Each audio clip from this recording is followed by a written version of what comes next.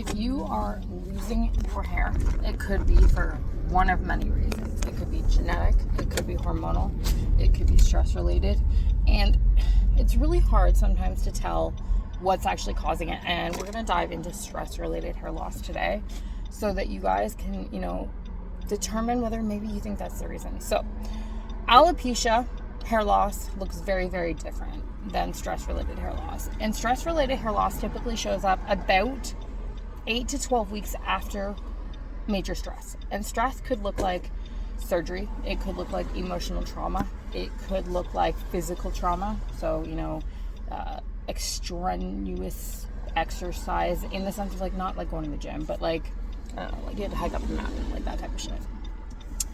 And stress related hair loss will typically show up all over the head evenly. It doesn't show up in patches, and it doesn't typically start at the hairline. It's like everything just feels like it's getting shorter. When you're in the shower, it feels like massive clumps of hair are falling out typically, and it's coming from all areas of the head. So it's really, really important to kind of keep aware of that. If you are, trying to assess, a really good way to deal with this is to actually track this on a daily basis, okay? A lot of people, when they are losing their hair, they think, oh, I shouldn't wash my hair because more and more hair falls out. And that is actually incorrect. You can wash your hair as much as you want when your hair is falling out. What happens is your hair will release from the scalp, and the normal head will shed about 100 hairs a day. When you're in stress-related shedding, typically will shed up to about 300 hairs a day. Okay? Now, it's falling out no matter what. It just doesn't feel like it's falling out. So typically when you brush your hair, you'll see hair in your head. But when you get in the shower, a lot of the hair that's fallen from the root is now trapped and tangled in the rest of your hair. So it's just kind of stuck there. When you add water, which is like a lubricant, and then especially when you add conditioner, it slides so much further out, so it can feel like giant clumps, okay? So taking photos of your shed patterns over periods of time and tracking this can be really, really important, because you may think that you're shedding more or you're shedding less than you actually are. And having the data makes it really, really important. Like going to the gym. If you went to the gym and you were trying to lose weight, this is an example I use all the time, but you would track your food, you would track your workouts, because then you can look back. It is absolutely impossible for us to remember everything that's going on in the day.